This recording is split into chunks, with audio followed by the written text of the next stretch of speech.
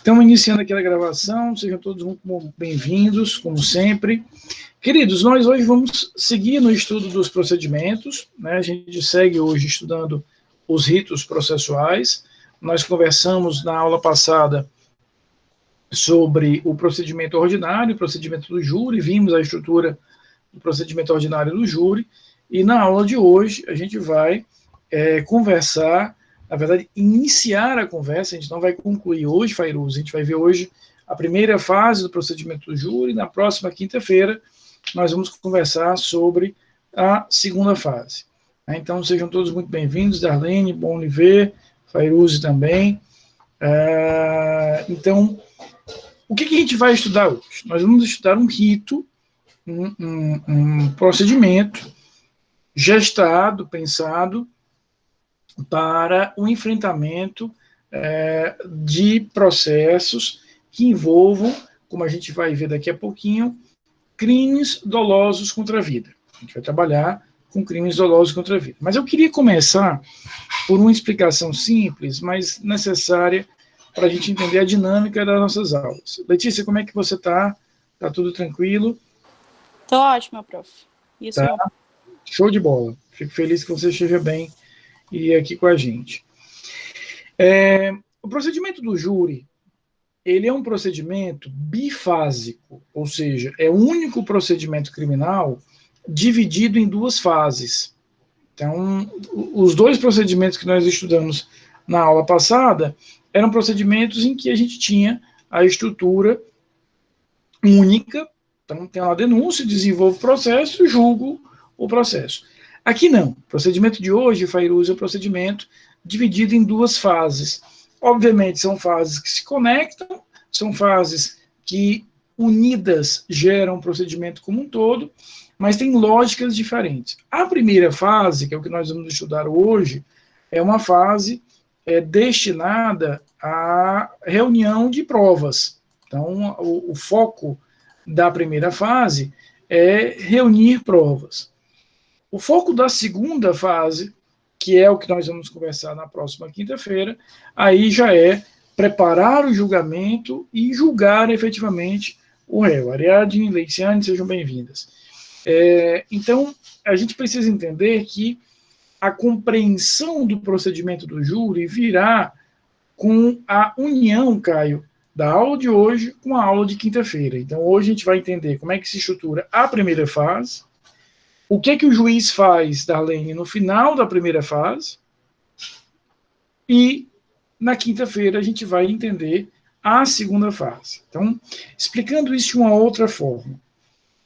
Inicia o processo, Ariadne, o processo vem caminhando. Quando chegar no final da primeira fase, o juiz terá diante de si 4 possibilidades diferentes, 4 caminhos diferentes. Então, o juiz vem caminhando, quando chega lá, ele se depara com 4 possibilidades. Ele pode seguir por uma dessas 4 vertentes. Se ele optar por uma delas, Letícia, são 4. Se ele optar por uma, ele vai iniciar a segunda fase, esta que nós vamos estudar na quinta-feira. Rafael, e as outras 3? Daqui a pouco eu explico para vocês o que acontece com o processo se ele seguir com uma das outras 3. Então, imagina um juiz caminhando na estrada e chegando em determinado momento e tendo ali 4 caminhos para ele seguir. Como se ele tivesse 4 vias ali para ele seguir. Ele vai pegar uma delas.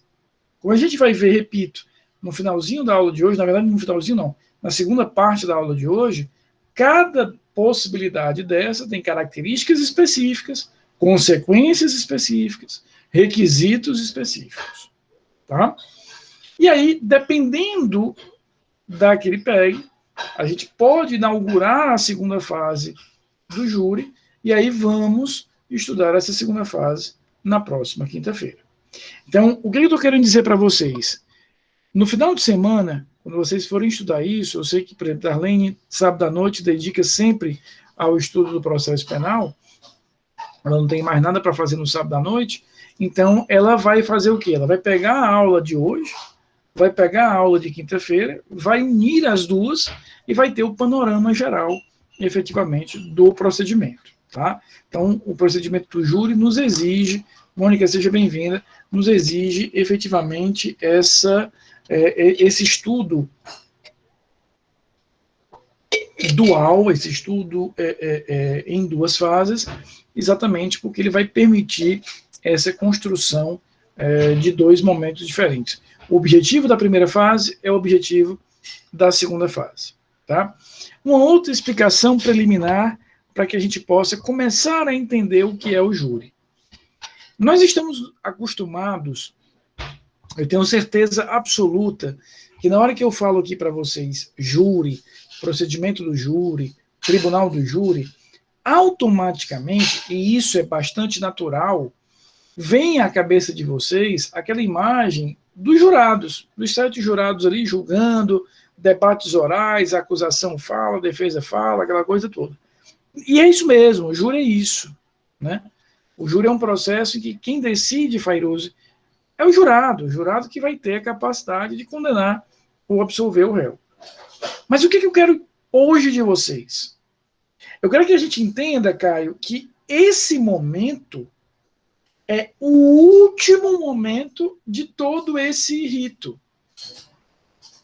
Então, eu tenho toda a primeira fase, termina a primeira fase, o juiz tem 4 caminhos, se ele adotar um deles, começa a segunda fase, aí no final da segunda fase é que nós vamos realizar aquela sessão de julgamento pelos jurados. Então, na verdade, é muito importante que a gente entenda, Leila. Ô, professor, só uma coisa, eu perdi a aula passada, o senhor começou a dar procedimento do júri na aula passada, foi? Não, Cristiane, a gente está começando agora. Está começando agora mesmo. A aula passada foi só sobre procedimento ordinário e sumário, foi só aquilo ali, tá certo? Aí hoje, quinta-feira, que a gente vai falar de júri. Eu faço isso de propósito, não é coincidência não, minha querida Cristiane, exatamente para isso, porque ela fica modular, certo? Eu nunca começo um procedimento e misturo com outro, para que você tenha isso. Vocês sabem que eu sou meio obsessivo com a aula que tem que ter começo, meio e fim, né? Então, isso facilita um pouquinho a compreensão de vocês. Então, o jurado, ele tem uma participação, obviamente, super importante no procedimento que a gente vai conhecer agora, porque, afinal de contas, o mérito é decidido pelo jurado, é o jurado que efetivamente vai decidir o mérito, porém, ele só aparece aqui na história, ele só vai aparecer no final do procedimento como um todo. Até lá, Ariadne, o juiz leva o processo só. Então, o juiz que vai impulsionando o processo, buf, buf, buf, buf, buf, buf, buf, buf, buf, buf, buf. Aí ele, quando chega no final, ele diz, pronto, jurados, agora a bola está com vocês, resolvam. Né? Então é muito importante, já de saída, já na primeira coisa agora do estudo do júri, que a gente possa situar onde é que os jurados entram aqui na história. Por quê? Porque eu não quero que vocês pensem, e tem muita gente às vezes que se confunde com isso, que desde o começo, Fairuze, os jurados vão atuando. Não. O processo todo se desenvolve na mão do juiz, sob a responsabilidade do juiz, sozinho, terminou, marca a sessão de julgamento, aí ele entrega para os jurados, para que o jurado possa decidir a parada. Tá? Então, aqui eu pensei, nesse primeiro slide, algumas informações importantes. Primeiro, a gente já viu que ele é um procedimento complexo, portanto, o procedimento, Matheus, dividido em 2 fases, né? Um procedimento que a gente vai ter, que são 2 fases, e são fases com objetivos diferentes. A primeira fase, eu estou reunindo provas, terminou a primeira fase, eu vejo se dá ou não para encaminhar isso para os jurados. É um rito que vai ser utilizado para crimes dolosos contra a vida. Tudo bem. Mas aqui eu queria explicar 2 coisas. Quando a gente diz que o júri vai julgar crimes dolosos contra a vida, eu quero que vocês entendam uma questão importante, Darlene. Primeira, nem todo crime que vai a júri tem morte, ocorre morte, apresenta o resultado morte. Porque vai a júri, crime doloso contra a vida tentado e consumado. Então, se eu tento matar uma pessoa, acerto a parede, ou seja, aquela pessoa não sofreu nenhum tipo de lesão, a pessoa não sofreu nenhum tipo de consequência daquela minha prática, Fairuze, é tentativa de homicídio. vai a júri.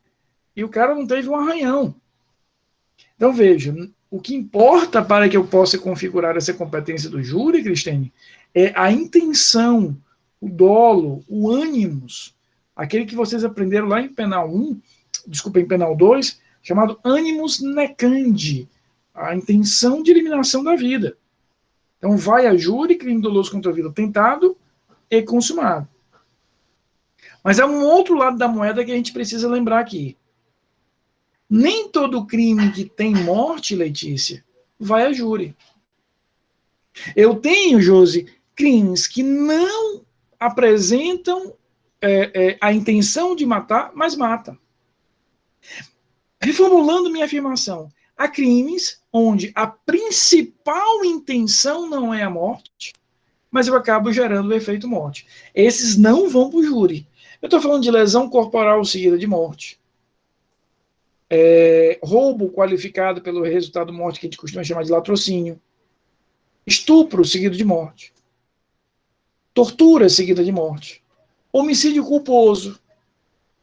Então, todos esses são exemplos de crimes onde há um evento morte, esse evento morte tem um peso criminal, tem uma consequência criminal, tem uma resposta criminal, tudo isso, porém, não dizem respeito à competência do júri. Então é importante a gente entender isso. A competência é para... fica tranquila, Josi, o importante é que você chegou aqui com a gente. A gente está começando agora mesmo só nessa introduçãozinha, vendo os conceitos primários. Então, qual é o conceito fundamental aqui? A competência é para crimes dolosos contra a vida, ou seja, crimes em que eu tenho a intenção da eliminação da vida. A intenção primária, principal, primordial é a eliminação da vida. Porém, eu preciso lembrar desse aspecto. Nem todo crime que é doloso contra a vida, de fato, se consumou, mas vai a júri, portanto, eu tenho crimes que vão a júri em que eu não tenho um evento morte, e há crimes onde há o evento morte, mas cujo ânimos primário não era esse, portanto, não irá a júri. Lesão corporal seguida de morte, latrocínio, estupro seguido de morte, tortura seguida de morte, extorsão mediante sequestro qualificada pelo resultado da morte, e por aí vai. Uma outra característica essencial do júri é que o júri ele é acobertado, ele tem a figura da soberania dos vereditos. Como é que a gente vai entender isso aqui? A gente vai entender que a decisão dos jurados é uma decisão soberana. A decisão dos jurados é uma decisão soberana. Por quê? E qual é a consequência disso? Primeiro, por quê? Se a gente fosse imaginar, Leiciane, uma conversa entre o povo e o Estado, o povo diria assim para o Estado: olha, Estado, eu estou lhe criando, você está recebendo aqui a possibilidade de jurisdicionalizar, de dizer o direito no caso concreto, estou lhe entregando essa possibilidade. Você vai julgar todos os crimes, Fairuz, ou é o povo dizendo para o Estado? Você julga todos os crimes, menos os dolosos contra a vida. Esses eu estou reservando para mim. Então, entende. Veja só, Kleber, essas matérias, crimes dolosos contra a vida, o que foi que aconteceu aqui? O Estado reservou, o povo reservou para ele a capacidade de jurisdicionalizar. Todos os outros crimes quem cuida é o Estado. Todos os outros crimes quem vai julgar é um juiz técnico, togado, cara que estudou para ser juiz. Esses, no entanto, o povo reservou para ele. E a gente sabe, vocês conhecem bem isso, vocês viram isso lá na ciência política, que o povo é soberano. Não é à toa que a maioria das constituições do Ocidente dizem, Laiana aqui, todo poder emana do povo e por ele será exercido. O povo é soberano. O povo desenha ali a Constituição do jeito que quer. Então aqui o que eu tenho é uma relação de causa e consequência. De onde é que vem o tal do princípio da soberania dos vereditos? Ora, se o povo é soberano, Darlene, e se o povo efetivamente está decidindo, ele não conseguiria, Kleber, decidir se não fosse de forma soberana, porque ele deixaria de ser o próprio povo. Então, a soberania dos vereditos não é uma coisa criada, é uma coisa meramente uma dedução lógica da aplicação de um princípio maior, que é o princípio da soberania popular. Eu não vou aqui perder o tempo de vocês aprofundando esse conceito de soberania. Eu passei anos, né, e aqui não tem exagero, é literalmente estudando esse conceito, porque o primeiro capítulo da minha tese de doutorado inteiro é só sobre soberania.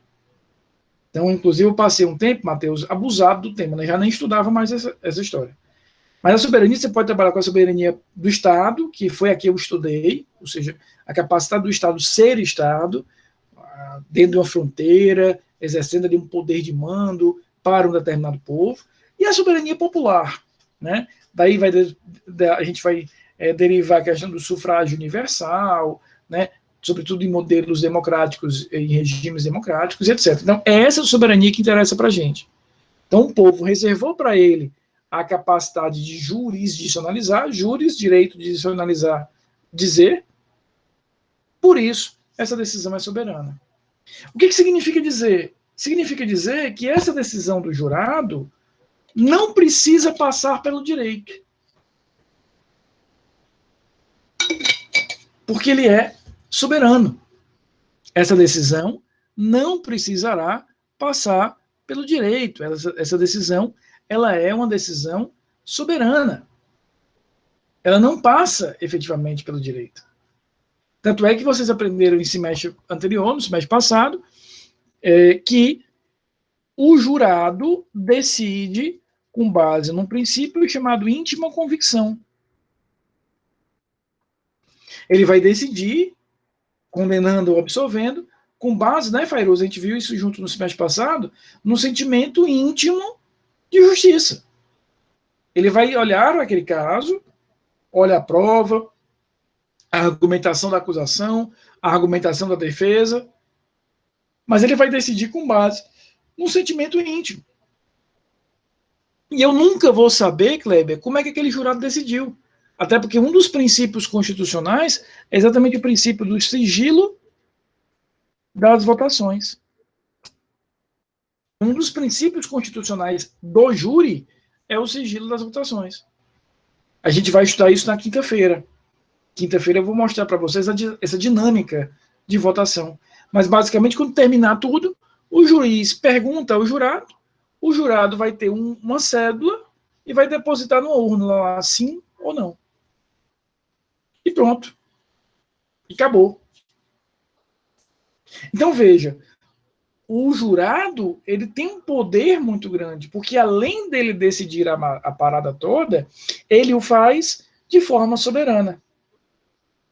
Ele não precisa justificar, ele não precisa fundamentar. Só para a gente aproveitar e fazer uma revisão, veja o contraponto. Alguns estudaram isso comigo no semestre passado.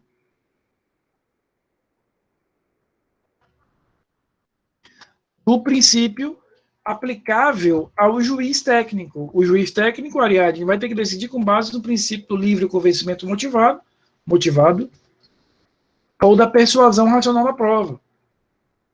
Ou seja, qualquer juiz, aquele juiz no sentido lato, juiz, desembargador e ministro, tudo que ele decide, ele vai precisar efetivamente saber de onde ele tirou aquilo da prova, de onde ele tirou aquilo do direito, qual é o fundamento daquilo. O desembargador com quem eu trabalho, o desembargador que é meu chefe lá no tribunal, que é muito atento a tudo, muitas vezes a gente minuta lá uma proposta de decisão para ele, acontece quase toda semana, e ele me manda de volta dizendo, Rafael, isso aqui eu quero mais claro ainda, isso aqui você tirou de onde? Né? Isso aqui, efetivamente, a gente vai trabalhar com o quê? De onde é que você trouxe esse fundamento? Por quê? Porque o juiz técnico, aqui, repito, juiz no sentido lato, ele vai... Qual é, Letícia? Diga aí, querida. Ele vai ter que fundamentar a decisão. Os 12 jurados, professor, da Netflix. Eu assisti mês passado, é muito boa. Eu vou assistir, não conheço. Eu assisti também, é muito bom. Coloca o nome completo aí, Letícia, para o pessoal, eu vou assistir.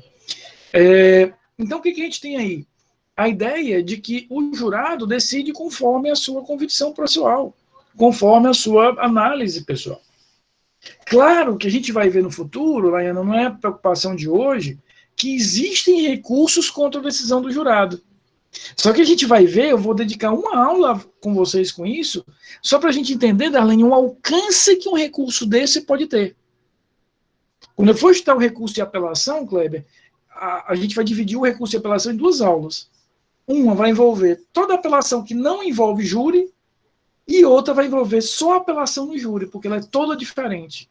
E por que ela é toda diferente? Basicamente pelo princípio da soberania. Porque eu vou te dar o direito ao recurso, mas eu vou limitar o que você vai receber em troca. Professor, eu vi alguma coisa que tinha mudado e que decisão de júri não cabia mais recurso. Eu não lembro, esse mês passado eu vi alguma coisa assim por alto, eu fiquei de estudar e esqueci. Você falou agora, eu lembrei. O que foi que houve, Laiana? Em 2008, de fato, acabamos, foi muito oportuna a tua pergunta, porque nós acabamos com esse recurso aqui, chamado protesto por novo júri. Isso aqui era uma marmota. Sabe uma marmota? Não tem outra forma de explicar isso, não. Sabe a marmota, né? Sabe aquele povo que veste xadrez com bola? E não é a Gisele Bündchen? A Gisele Bündchen veste xadrez com bola, fica massa. Se eu vestir, a negada joga pedra em mim no meio da rua. Não vai jogar porque não sai de casa, né? Pela pandemia. Mas jogaria pedra em mim, né? Porque tem um pessoal que se veste de uma forma exótica e fica bacana, fica bonito, fica charmoso. Tem um pessoal que se veste de uma forma assim que ele não tem amigos, para dizer, cara, tá ridículo, né? Então isso aqui era uma marmota, era alguém com meia roxa, uma bermuda de bola amarela e uma camisa xadrez, vermelha com verde. Esse protesto por novo júri, Laiana, dizia o seguinte, que se a minha condenação no júri fosse igual ou superior a 20 anos, eu ganhava de presente um novo julgamento. Eu não precisava provar qualquer erro, eu não precisava provar, Kleber, que os jurados vacilaram, eu não precisava provar que a tese não tinha fundamento, eu ganhava de presente. Condenou a 22 anos, rasga, faz um novo júri. Isso desapareceu em 2008. Então, hoje, há uma apelação, a gente vai estudar isso, existe um recurso, mas para que eu tenha sucesso nesse meu recurso, eu vou precisar ter uma argumentação muito bem elaborada, por quê? Porque eu estou batendo uma parede. Qual é a parede, Laiana? A soberania dos vereditos. É possível derrubar a parede? É, mas eu tenho uma parede para vencer. Tá? Então, de fato, é parcialmente verdadeira essa informação que te deram. Por quê? Um dos recursos que tinha esse caráter automático, ele de fato desapareceu. Beleza? Queridos, eu queria aqui, ainda nessa minha breve introdução, separar com vocês um conceito que é fundamental. Os jurados, portanto, esses 7 do povo, 12, como a Letícia bem colocou no Netflix, é o modelo anglo-saxão. Você vai encontrar 12 nos Estados Unidos. No Brasil, nós temos 7. A gente herdou do modelo português. Eles decidirão o veredito. Em português, o mérito. Mais em português ainda,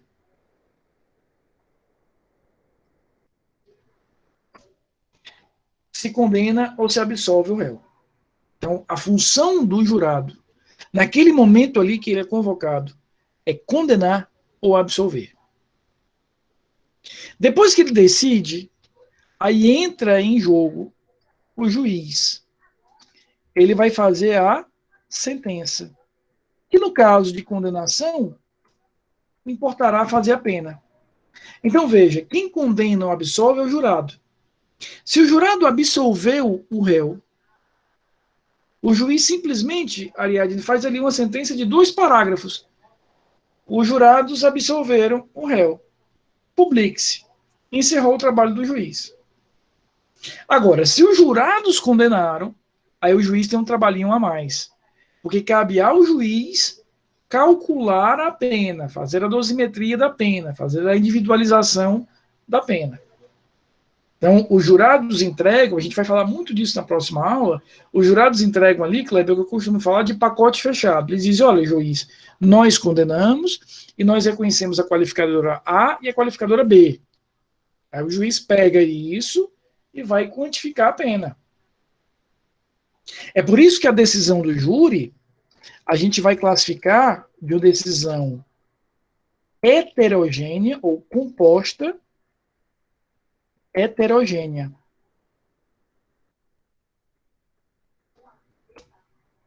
Composta porque tomada por mais de uma pessoa. No caso, 7 jurados mais o juiz. E por que é heterogênea? Porque eles vão tomar decisões diferentes, que se complementarão e formarão um todo. Um decide se condena, o outro decide a pena. Tá claro tudo isso? Vamos agora para a segunda parte da aula, que a gente vai conhecer agora a ordem dos autos, a sequência dos autos. E aqui eu queria muito a atenção de vocês. Cristine, não se preocupem. Solon, seja bem-vindo. Porque você tem, Cristine, essa aula gravada já lá no AVA, tá? Estou me referindo à aula da aula passada, a aula da quinta-feira passada. Por que isso faz importante? O que isso faz é importante agora? Que eu disse a vocês que o rito do júri completo são 2 fases. A gente está vendo a primeira fase hoje, termina, aí eu vou ver a segunda fase com vocês quinta-feira. Só que essa primeira fase aqui, ela tem uma correspondência de aproximadamente 95% com o procedimento ordinário. Se eu pegar o procedimento ordinário da aula passada, Fairuze, e encaixar aqui na primeira fase, o encaixe é de 95%. Então, 95% do que eu falei para vocês na aula passada serve para a aula de hoje. A gente vai fazer uma pequena modificação. Claro que quando terminava o procedimento ordinário na aula passada, Kleber, o cara saía de lá condenado, absolvido, ou outra forma qualquer, por exemplo, o reconhecimento de uma prescrição. Aqui, quando termina a primeira fase, entram aqueles 4 caminhos que eu falei para vocês agora há pouco, que eu vou já explicar cada um deles. Mas eu quero trazer essa ideia, porque essa ideia é muito útil para a gente hoje. Pega tudo que a gente viu na quinta-feira passada e joga na primeira fase. O índice de correspondência é de 95%. Na verdade, a gente vai ver, Fairuze, que mudar um detalhezinho, o resto é igual. Esse aqui é o esquema da primeira fase do júri. Veja como é muito parecido, o slide é feio, eu sei, podem dizer, mas dá para entender. Né? O meu pai foi professor muitos anos mesmo, inclusive foi professor da escola em que atualmente eu faço pós-doutorado. Então, tem um fator emocional muito elevado para mim esse pós-doutorado. E ele fazia, Solon, você é professor, sabe disso, que é uma coisa que ele fazia os slides dele, Kleber, em transparências para retroprojetor, tudo bem, mas ele desenhava a nanquim e usava umas películas coloridas para fazer a parte colorida. Era uma obra de arte, era tudo desenhado a nanquim e tal, uma coisa linda. E eu com PowerPoint eu não consigo fazer um negócio bonito, faço feio. Uma vez eu fui mostrar para ele, eu disse, pai, eu vou lhe mostrar uma coisa, mas por favor, o senhor não mangue de mim, não. Eu juro que eu sou um professor até bonzinho. Mas o curioso, Rafael, é que tá, como alguém falou aí, tá claro. Tá bem claro. Pelo menos isso. Às vezes a gente vê por aí uns esquemas que o cara torna tanta seta para um lado e tanta seta para o outro, que você não sabe o que é o que. Aqui tá... é um feinho mais claro, isso já ajuda, né? Já ajuda. Ele é um feio, claro. Então eu brinco com meu pai, eu disse, pai, eu vou fazer o seguinte, se o senhor fazia aquilo com nanquim e películas, era efetivamente veja a pessoa quando é perigosa. Veja a educação de Solon. Não, olha, tá claro, tá ótimo. Aí a outra, veja a construção da frase. Tá claro, mas tá feio. Né? é uma pena, né, Darlene, que quem reprova sou eu, não é você. Mas, enfim, essa é outra história. Solon, eu brinco com meu pai, só para terminar a história, que disse, pai, eu vou te dar meus slides, e tu faz hoje no computador. Se tu fazia aqui, com mais facilidade hoje, você vai fazer no computador. Mas era incrível isso. Rafael, só para completar. Herdei a didática de meu pai, mas esse senso estético eu não herdei, não. Tem uns colegas, professores, que eu tenho das antigas mesmo, aqueles bem, bem velhos mesmo, que já era... Raiz, né? Que estão esperando a aposentadoria compulsória. Aí tem vou falar o nome dele, é o cara, o professor Cabral. Rapaz, ele desenha o quadro dele, da aula de química. Então a galera faz pena você apagar para botar os garranchos que eu boto. Rapaz, Solon, só um momento aqui, relax. Nostalgia. Nostalgia. Eu tive um professor de química, Kleber, no Colégio Militar, 1900 e me esqueci, né? 1900 Guaraná de Rolha. Professor Valdir, nunca me esqueci, Colégio Militar do Rio de Janeiro. O cara fazia exatamente isso. Ele desenhava o quadro, né? Que é uma pena, né? Estou falando do século passado, e século passado pesado, né? Não foi recentemente, finalzinho do século passado. Estou falando do século passado agressivo, Fairuzo, quando eu estava lá na 8ª série, primeiro ano, a gente não tinha negócio de celular, mas dava vontade de tirar foto, né? E era uma obra de arte, assim, que o cara desenhava, era um elemento grave em relação a isso, né? Então, a gente tem realmente essa habilidade, né, que fazia uma diferença tremenda, né? E o cara não tem por que mudar na altura do campeonato, esse tipo de coisa. E o professor Valdir, a gente brincava que era um professor monocromático, ele só usava uma cor. Então, ele usava ou verde, ou roxo, ou laranja, né? Então, ele tinha realmente, cada dia, ele vinha para a aula com uma cor específica de camisa, sapato, meia, tudo daquela mesma cor. Enfim, Josilene, eu vou chegar lá um dia para que vocês digam, o quadro do professor Rafael é bonito. Eu ainda vou chegar lá, tenho fé em Deus. Queridos, então a gente vai ver que há uma correspondência muito grande com o que a gente viu na aula passada, tá? A gente falou em denúncia ou queixa, tudo que eu falei para denúncia ou queixa na aula passada aplica aqui, igualzinho. A gente falou de recebimento, inicia o processo, interrompe a prescrição, não foi, Kleber? Traz para cá também o que a gente viu na aula passada. Citação, tudo que a gente viu na aula passada para cá. Resposta escrita, até o prazo da resposta escrita é o mesmo. Deixa eu voltar aqui, só para vocês verem, ó. Eu aproveitei de propósito o mesmo slide, feio do mesmo jeito. Aqui, feio ao quadrado, né? Eu fiz uma coisa feia, então vou fazer de novo um negócio feio. E aí, vejam, denúncia, recebimento, citação, resposta, a mesma coisinha. Só que no ordinário, Cristiane, isso aqui é a aula passada, tá? No ordinário, depois da resposta à acusação, o que a gente vai ter? A possibilidade do juiz absolver sumariamente. A gente viu lá no 415, não foi, Fairuzo? Ou seja, se ele reconheceu o excludente de ilicitude, culpabilidade, não ocorrência de infração penal ou extinção de punibilidade, encerrava o assunto. Isso não existe no júri. Ó. Depois da apresentação da resposta à acusação, o que eu vou ter, Solon? A manifestação. O professor, volta aquele anterior para fotografar? O da aula. É porque ele está fotografando. Fotografou? Ok, fotografei, obrigada. Beleza. Então, o que a gente vai ter? Depois da resposta à acusação, a gente vai ter a manifestação da acusação. Isso aqui, queridos, no prazo de 5 dias, isso aqui é muito assemelhado, Darlene e Leiciane, com aquela réplica lá do processo civil. Lembra da réplica? Inicial, contestação, aí eu tenho a réplica. Ou seja, ele tem funcionalmente a mesma estrutura. Então, essa aqui praticamente é a grande diferença que nós temos na sequência de atos entre o ordinário, matéria da aula passada, e a primeira fase do júri. Porque, veja, depois da resposta à acusação, eu não irei decidir se eu absolvo sumariamente o réu. O que eu faço? Solon? Manifestação da acusação, ou seja, eu dou a oportunidade para que a acusação fale novamente. E aí, ato seguinte, veja, chego na audiência de instrução e julgamento. Vocês lembram o que eu falei sobre a audiência de instrução e julgamento na aula passada? Tudo que eu falei, traz para cá. Rafael, eu não lembro. Então não traz. Se você não lembra, não tem como trazer, né? E aí temos um problema sério, que eu passei uma hora falando aqui, você não lembra de nada, né?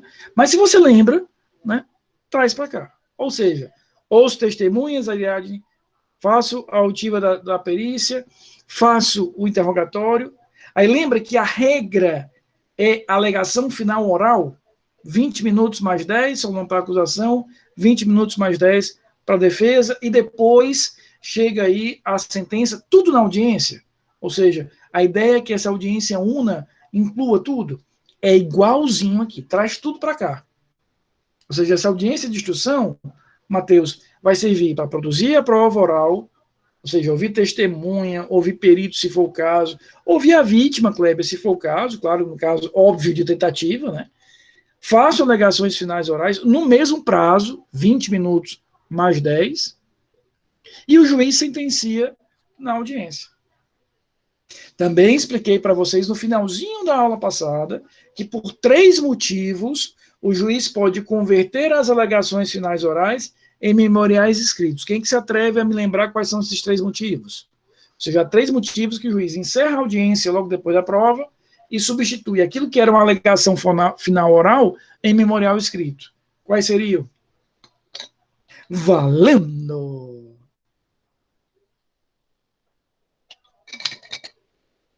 Não precisa brigar assim para responder, não. Basta um de cada vez, tá certo? Vocês ficam nessa briga, todo mundo falando ao mesmo tempo. E pode dar uma pescada? Pode dar uma pescadazinha aqui? Estou com a janelinha aberta.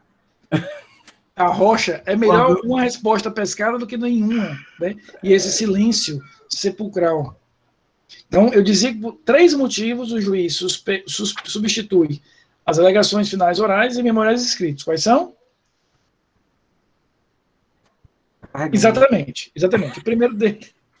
Nossa, nem pescando. Obrigado, Márcio. Quando houver a pendência de alguma prova, ou seja, o juiz acatou um pedido de uma das partes pela produção de mais alguma prova, complexidade do caso, muito bem, Márcio. E qual é o último? Grande número de acusados. Então, há 3 situações em que o juiz deixa de realizar as alegações finais orais e as converte em memoriais escritos. Quando tem alguma prova que ainda seja pendente, quando ele considere aquele caso de grande complexidade e quando existir um grande número de acusados. Esses mesmos motivos, Solon, a gente pode trazer aqui para o júri. Então, veja, olha como o encaixe é muito próximo do 100%.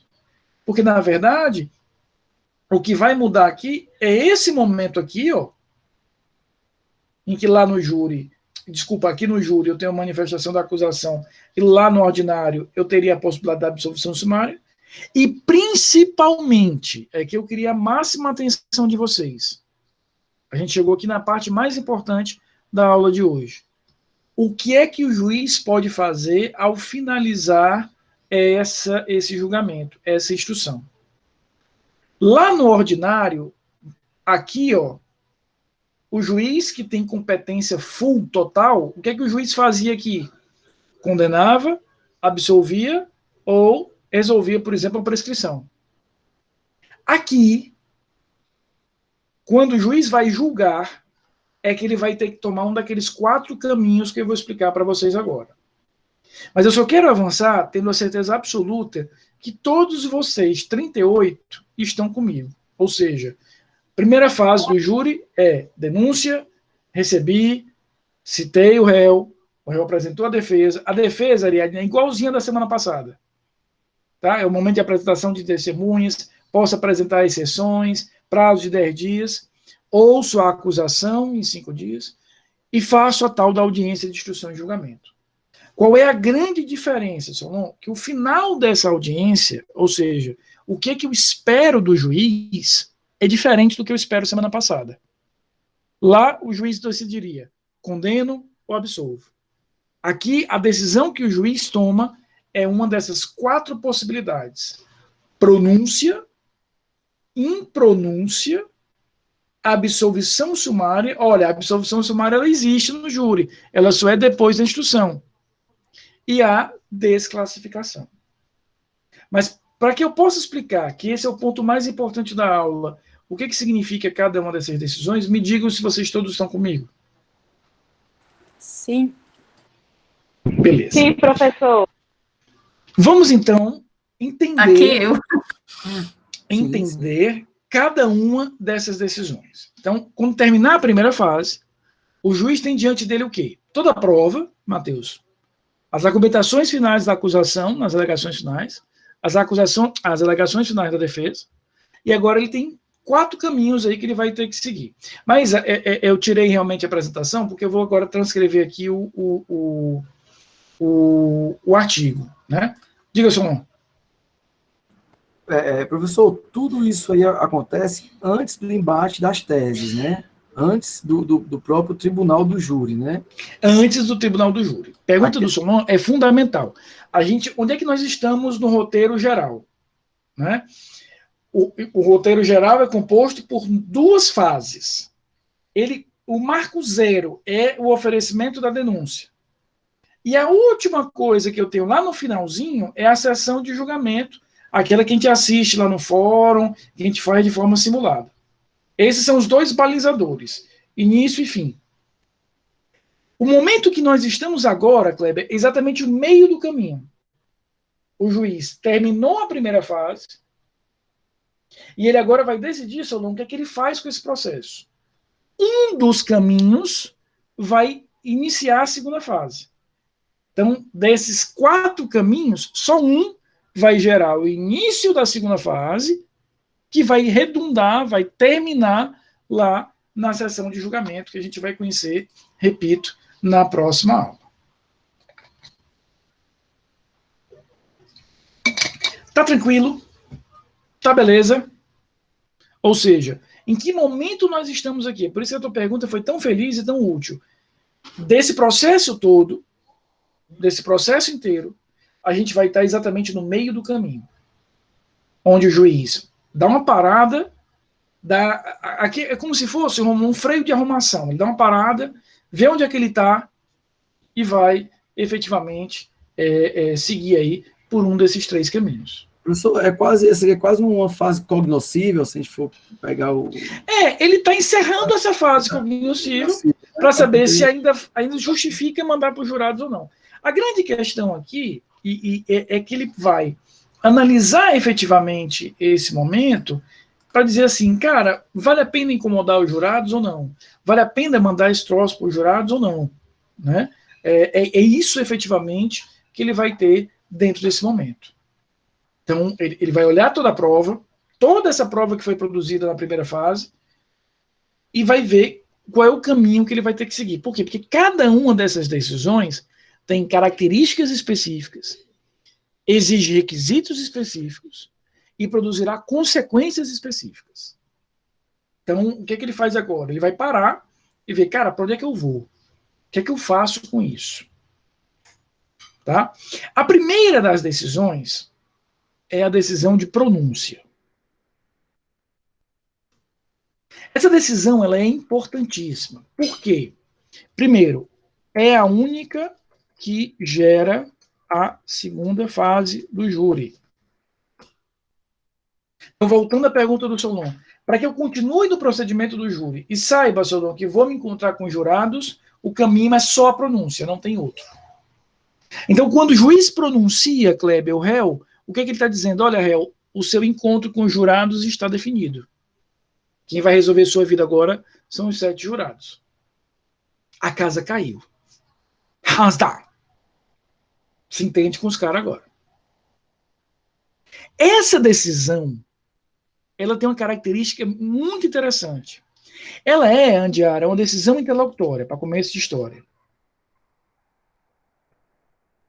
Tá? Ou seja, ela não inventa mérito, ela não resolve mérito.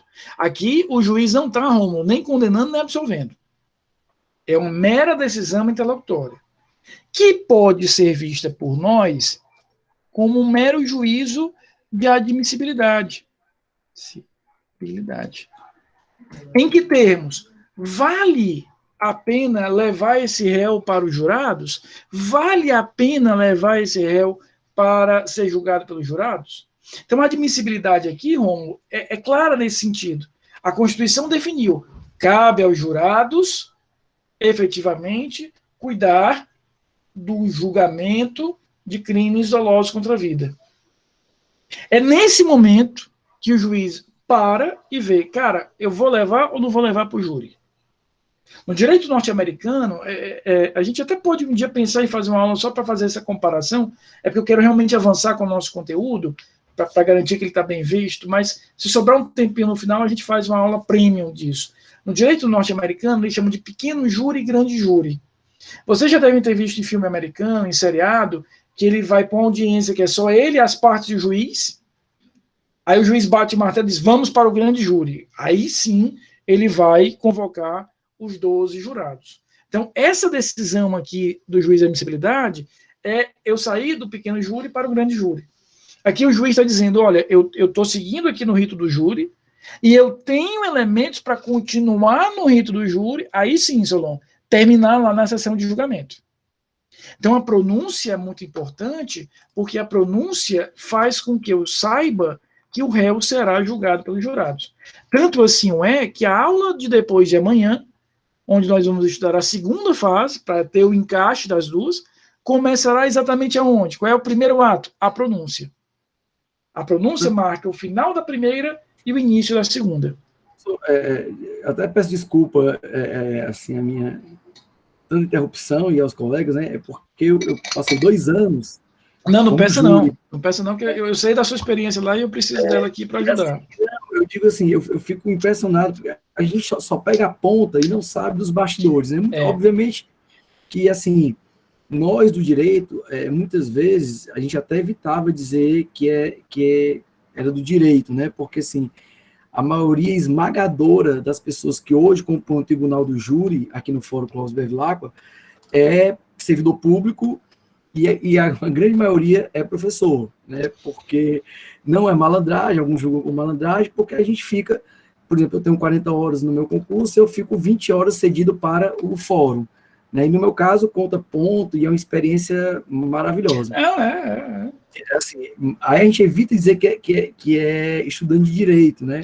Obviamente que a gente, no dia a dia, acabam sabendo, mas, assim, existe, professor, a pergunta é a seguinte, existe, assim, eu sentia que tinha um medo da defesa de ir para o tribunal do júri, né? Eu acho a defesa tem como lutar, né, com o juiz para não ir para o tribunal do júri, porque, assim, eu lembro, muitos dos colegas, por não conhecerem a lei, por não estudarem o direito, havia uma predisposição para julgar culpado, né? Assim, a gente vive num país super violento, inclusive isso foi tese subsidiária de alguns advogados de defesa. A gente vive num país violento, numa cidade super violenta, e o camarada sentar no banco dos réus, ele já era praticamente culpado, ele já é quase culpado. Se o camarada sentasse lá e não tivesse uma carteira assinada, e não tivesse, porque a maioria não tem carteira assinada, a maioria não tem sequer o ensino médio, eles encerram no ensino fundamental, né? Então, assim, é muito complicado estar naquela situação lá. E existem pessoas que assinavam carteira, e aí rola toda a máfia, né? No mundo jurídico, não, vamos esquentar. Eu ouvia muito, né? Não, vamos esquentar o cara, eu nunca vi tanto padeiro, né? Porque eles trabalhavam no horário mais flexível, e na hora do crime eles estavam, né? Então, assim, é muito curioso o júri, é muita nuance, né? O juiz, eu perdi, assim, totalmente a minha ingenuidade com relação ao juiz, né? O juiz pensa em tudo. O juiz perguntava, rapaz, você matou, isso aí ocorreu que horas? 7 horas da noite. 7 da noite foi, rapaz, não havia pública, foi. E depois eu estudando com o professor Rafael, lá ano passado, no processo 1, eu vi que tudo isso é agravante de pena, né? O cara matar o cara não havia pública, 7 da noite, eles põem... Não, o juiz, quando pergunta, ele já tem 3 jogadores na frente, né? Ele já tá matando o cara ali, quando o juiz pergunta, ele já tá fazendo tudo. Quando as teses começam, né? Então, assim, a tua pergunta é extraordinária, e ela é muito rica, e ela permitiria, por exemplo, fica já aqui a dica, sei que Darlene já está pensando nisso, e outros tantos, seria um trabalho, por exemplo, de conclusão de curso, ou até mesmo um trabalho até de pós-graduação. Porque, veja só, o que você está me dizendo, existe uma explicação objetiva, que muitas vezes passa batido, inclusive quem trabalha no júri, e existe uma explicação subjetiva, uma explicação objetiva e uma subjetiva. O Solon está dizendo o seguinte, Rafael, eu, na minha experiência do júri, eu vi muito mais gente sendo condenada do que absolvida. Ele está querendo dizer isso. E a sensação que eu tenho é porque é o momento em que o jurado vai ali, e aquele roubo que ele sofreu 10 anos antes, aquele furto que ele sofreu 5 anos antes, é a hora dele dar o troco. Existe isso, Solon. Eu não tenho como desconsiderar isso. Mas é leviano da gente, sobretudo nós todos aqui, os 39, que somos técnicos em processo, dizer que é só por isso. Existe um outro fator que faz com que isso também chegue. Porque olha qual é o outro fator. Lá atrás, o juiz, eu vou voltar aqui à apresentação, deixa eu só voltar que é útil para a gente aqui, só um minutinho. Vocês vão entender onde eu quero chegar. Então, eu não tenho como desconsiderar, repito, existe uma carga emocional, uma carga subjetiva que vai ser levada em conta. Mas não é só isso que aponta para uma tendência maior de condenações. Para que o juiz tenha recebido a denúncia ou a queixa, ele tem que ter o quê? Comprovação de materialidade, indício de autoria. Vejam o que nos diz aqui o 413, está aí no chat para vocês. O juiz fundamentadamente pronunciará o acusado se convencido da materialidade do fato e da existência de indícios de autoria. Então, se chegar no final da instrução e o juiz continuar tendo comprovação de materialidade, Kleber, indício de autoria, Solon, o que é que ele faz? Manda para os jurados. Por que ele manda para os jurados? Porque os jurados são um juízo constitucionalmente competente para tratar da matéria. Aonde é que eu quero chegar? O cara ter sentado lá no banco dos réus, para a gente usar uma linguagem direta, ele já passou por 2 filtros. Ele passou por um primeiro filtro lá no início da ação e passou por um segundo filtro no meio, já com prova.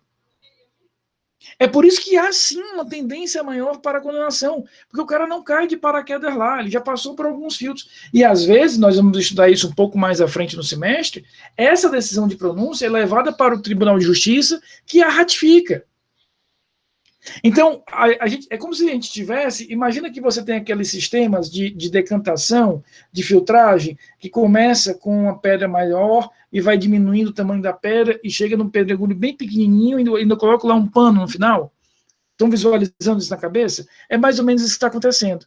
Começa uma determinação, aí eu tenho uma primeira filtragem, que é o início da ação penal, depois eu tenho outra filtragem, Rômulo, que é a análise que ele faz na pronúncia, e ele vê, olha, opa, tem elementos aqui que justificam o encontro. Então, veja, há um componente subjetivo, intangível, não dá para a gente perceber. Você foi jurado, você sabe disso. Não dá para a gente perceber o alcance do impacto das experiências pessoais passadas, né? E não é só experiência pessoal passada. Eu assisti muito júri na minha vida, fui estagiário de vara de júri, e eu me lembro de um júri, Solon, Ariadne e todos os outros, que na hora que começou o júri, eu olhei para a minha defensora, eu fazia estágio na Defensoria Pública e nós não estávamos atuando no processo. A gente estava lá só assistindo, sabe? Na hora que começou o júri, Rômulo, eu tinha absoluta certeza que o cara estava condenado. Só pela forma que ele sentou na cadeira. Rafael, que exagero. Matheus, ele estava assim, ó. Tu não condenava o cara, não. Ele olhando para os jurados assim, ó. Como quem dizia, aí? Vai me condenar? Acabou, o cara estava liquidado. Nem Jesus Cristo salvava aquele cara. Então, há uma carga subjetiva no júri, sim. E por que há? Porque o Estado teve que engolir isso, aqui com críticas ou sem críticas, porque o povo disse, quem resolve a parada aqui sou eu. Agora, não é só isso. Tem um outro lado, aí eu quero me pegar nesse outro lado, porque é um lado técnico. Há uma filtragem para que eu saiba se existe alguma viabilidade para aquela acusação chegar no júri. Ela não chega de graça. Então, é por isso que é muito comum, Solon, a condenação mais do que a absolvição. Por quê? Porque se eu não tivesse esses elementos mínimos, em tese eu não teria sequer chegado lá.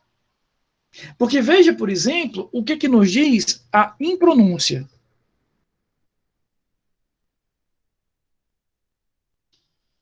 Olha aqui o artigo 414.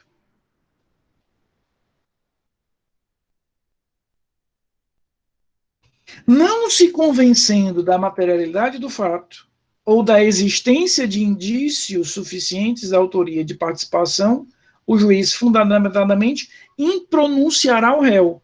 O que é impronúncia? Uma sentença, para começo de conversa. Se é uma sentença, significa que eu estou terminando o processo, mas ela não enfrenta mérito.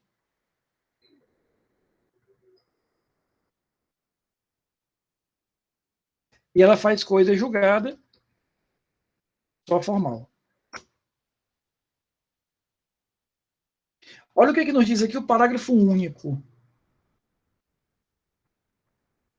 Enquanto não ocorrer, a extinção de punibilidade, poderá ser formulada nova denúncia ou queixa se houver prova nova. Então, nesse momento, o juiz olha para a prova e diz: existe comprovação de materialidade, existe indício de autoria. Ele dá uma lavada de mãos e diz: se entenda agora com jurados, quem vai resolver sua vida é ele. Então, veja, já existe aqui um pé mais para lá do que para cá, Saulo. Ele já fez uma certa análise.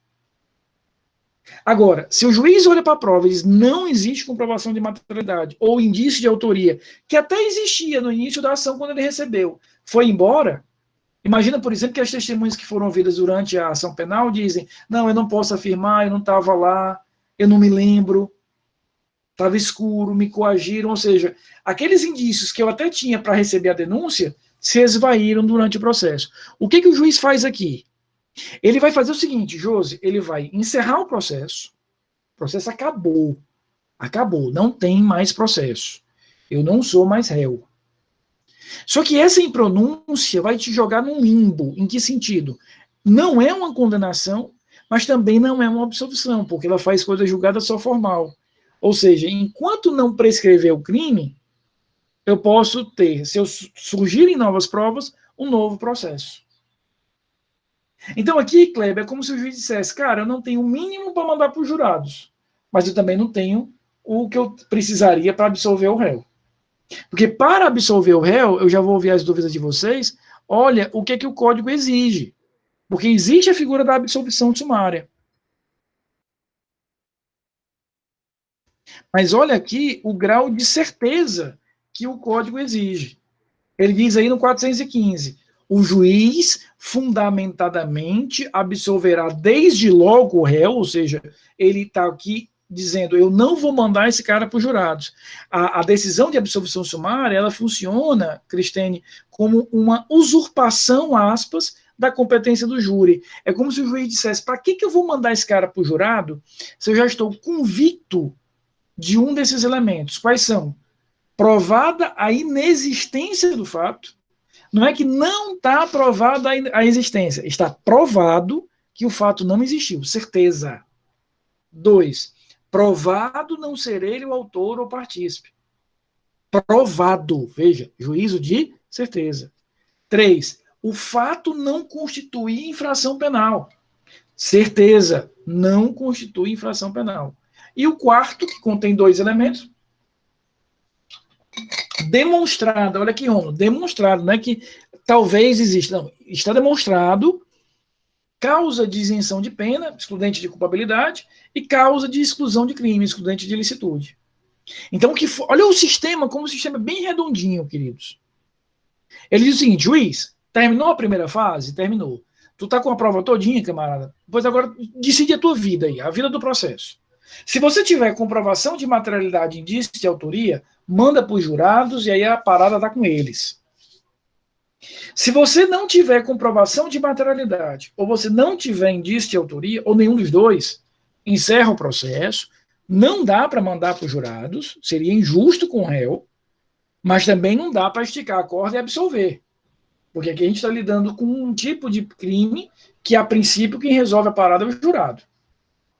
Agora, juiz, se o senhor tiver certeza de um desses elementos, aí eu estou lhe autorizando a absolver. O senhor não precisa nem mandar para os jurados. O senhor encerra. Não, a impronúncia não enfrenta mérito. Na impronúncia, Ariadne, é como se ele dissesse: eu não tenho como mandar para os jurados, mas eu também não tenho como absolver. Eu encerro o processo. Agora, a coisa julgada só acontece no ponto de vista o quê? Formal.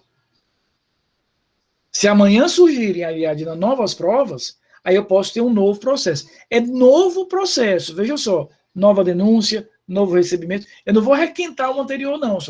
O outro acabou. A impronúncia matou o processo. Ela só não conseguiu exaurir o mérito. Está latente ainda aquela acusação. Mas para aquela acusação voltar à vida, ela precisa ter uma nova prova. Eu vou já ouvir vocês. Deixa eu só fechar aqui a ideia. Eu não falei que eram 4 decisões? Pronúncia, impronúncia, absolvição sumária. E vamos para a última. A última é a desclassificação. Olha o que nos diz aqui o artigo 419. Quando o juiz se convencer, em discordância com a acusação, da existência de crime diverso dos referidos no parágrafo 1º do 74, crimes dolosos contra a vida, deste Código, e não for competente para o julgamento, remeterá os autos ao juiz que o seja. Então, o que está acontecendo aqui, Leila, na desclassificação? Mônica, o juiz está dizendo o seguinte: eu não sei se teve crime, eu não sei qual é o crime, eu não sei se é o autor ou é o réu, eu não sei nada. Agora eu sei uma coisa: não é doloso contra a vida. Portanto, não tenho mais nada a ver com isso. Então, ele vai pegar aquele processo do jeito que está e vai mandar para um juízo que seja competente. Por exemplo, vamos imaginar aqui em Fortaleza, comarca da capital. O juiz da 2ª vara do júri, analisando a prova, diz: rapaz, isso aqui não é um crime doloso contra a vida. Isso aqui é um latrocínio. O que ele pega? Ele pega aquele processo do jeito que está, o processo é menos colorido do que esse negócio meu aqui, mas enfim, ele pega isso, manda para uma distribuição para uma vara criminal. Chegando na vara criminal, o juiz novo, o novo juiz, aproveita o que for possível e segue o barco. É por isso que a decisão de desclassificação, ela é uma decisão que? Interlocutória. Que, na verdade, Solon, o juiz só está dizendo uma coisa: eu não sou competente. É uma decisão de incompetência material. Só isso. Só isso. O juiz não está dizendo que é o réu, que teve crime. Ele está dizendo: cara, eu não tenho como seguir com isso. Não é um crime da minha competência. Manda para o juiz competente. Lá a acusação vai mudar a acusação de homicídio para latrocínio, para lesão corporal seguida de morte, ou para homicídio culposo, o que for. Aproveita, Rômulo, a prova que já existe. Se quiser, pode complementar com mais alguma, mas se quiser, vai só para o julgamento final. Então, olha como esses caminhos que o juiz tem no final da primeira fase são caminhos muito, muito claros. Pronúncia. Tem uma comprovação de materialidade, tem um indício de autoria, segue no júri e vai redundar onde, Solon? Na sessão de julgamento. Em pronúncia, o juiz percebe que não tem um desses elementos, sentença, encerra o processo, mas a coisa julgada só é formal. Amanhã, surgindo novas provas, podemos efetivamente ter uma nova ação. Absolvição sumária. Aqui o código, na verdade o legislador disse: juiz, é o seguinte, se o senhor tiver a certeza, camaradinha, de uma dessas 5 hipóteses que estão aqui, o fato não existiu, o réu não é o autor, não há infração penal, excludente de ilicitude, excludente de culpabilidade, se o senhor tiver certeza, eu estou lhe autorizando a absolver. E por que a absolvição aqui a gente vai chamar de absolvição sumária, Letícia? Porque a absolvição normal viria lá nos jurados no final da 2ª fase. Eu estou pegando aquela absolvição que viria lá na 2ª fase e estou trazendo para cá. Mas por quê? Porque o juiz tem essa certeza. E o quarto movimento, o quarto caminho aí que o juiz pode seguir é a desclassificação. Dizer: olha, não tem mais nada a ver com isso, porque não tem crime doloso contra a vida, manda para o outro. Então veja, das 4 decisões, 2 são interlocutórias: pronúncia e desclassificação. Segue o jogo. Uma no juízo do júri e outra no juízo que não é do júri. E 2 são sentença. Em pronúncia, e a absolvição.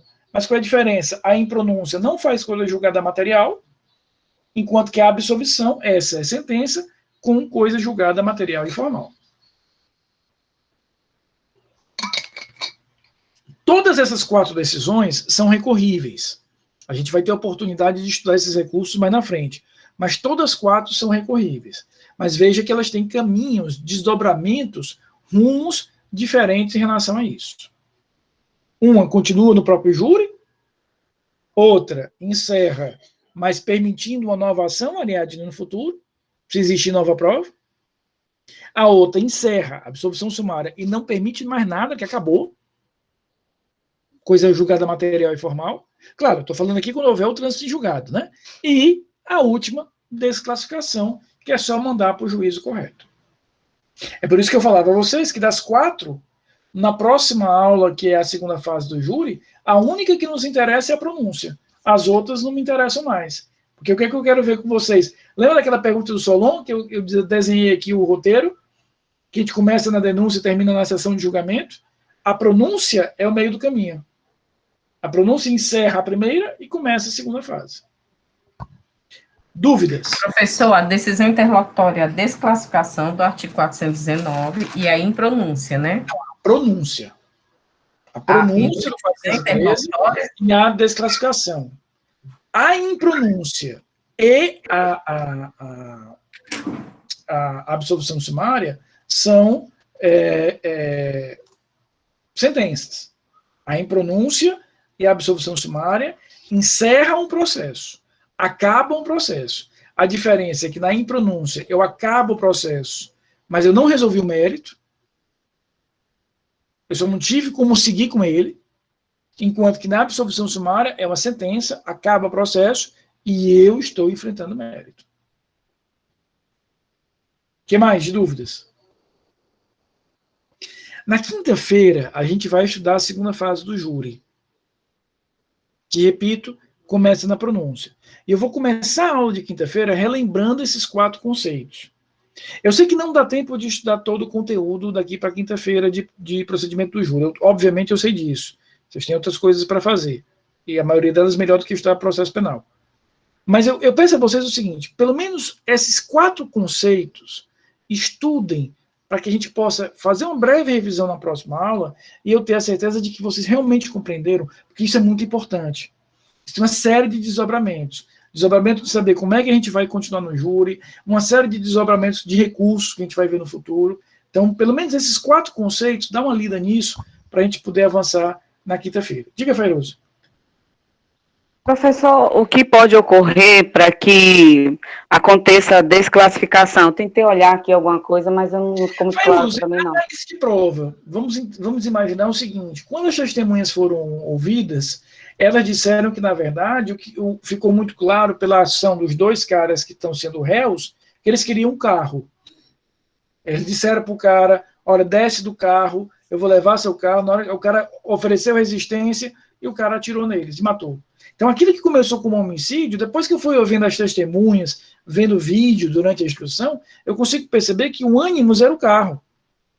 A morte foi apenas uma decorrência disso. Portanto, o juiz diz, olha, aqui está muito claro que eles não foram para matar. Eles mataram, mas o foco era o patrimônio. Portanto, o que eu tenho aqui é um roubo qualificado pelo resultado de morte. Manda lá para uma vara criminal. Esse tipo de interpretação sobre a prova. Assim como pode acontecer, Fairoso, e é muito normal, que surjam provas durante a instrução, porque vejam, as provas do início são aquelas provas do inquérito policial. São úteis, tal, mas são provas mais limitadas. Não passaram por contraditório, não passaram por uma série de coisas. Durante, efetivamente, a instrução judicial, é que eu vou agregar novas provas, eu vou trazer novos elementos, e aí, muitas vezes, o juiz vai perceber que a intenção não era matar e, consequentemente, ele já não tem mais competência para seguir ali. Professor, e acontece também, eu já peguei casos que o MP, ele pede a absolvição. Eu já vi vários casos, eu fiquei até surpreso do próprio Ministério Público dizer, o caso chegou até aqui, né? Quer dizer, movimentou-se a máquina estatal, movimentou-se uma equipe, movimentou todo mundo, mas não tem indício que esse rapaz matou o fulano. Já aconteceu comigo algumas vezes, eu em defesa do júri. E aí isso acontece muitas vezes porque o promotor que conduziu a instrução às vezes é um pouco mais rigoroso, e quando chega lá no júri, o outro promotor tem um pouco mais de técnica para isso, né? É muito comum essa troca. E também por uma percepção nova do fato. Às vezes o cara não se sente à vontade, vendo que a prova ali era frágil e etc. Exato. Eles colocam muito a questão do inquérito policial, né? Existe um arranhãozinho aí entre a Secretaria de Justiça e o... porque... Vezes, assim, existe essa ranhura porque eles falam, tem vários... É muito complexo, né? Tem vários motivos para o cara chegar lá, às vezes, no banco dos réus, né? E o MP é muito lúcido. O senhor colocou um caso que a gente pega sempre, né? Que é o latrocínio, que às vezes a intenção era havia o ânimo, né, Cândido, né? Havia a intenção de matar, só que às vezes o cara que matou rouba a carteira para poder não ir para o júri e ir para o latrocínio, né? Eles acham melhor ir para o latrocínio, né?